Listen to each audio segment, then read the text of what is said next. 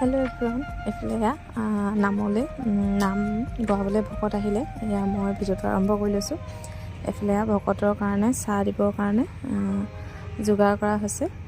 আৰু এইফালে আমাৰ হনুমানে চাহ দিয়া ডিছবোৰ দেখিছেনে, গোটেইখন লৈ পানি একদম মাটিত ভাগ ভাগ কৰিছে। কেনেকুৱা লাগিছে বাৰু হনুমানক ক'বচোন।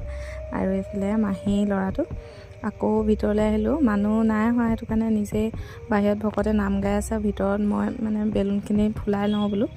ময়ে নহয়, বাহঁতেও লাগি আছিলে, বায়ে অকণমান ভিডিঅ' কৰি দিছে সেইটো কাৰণে।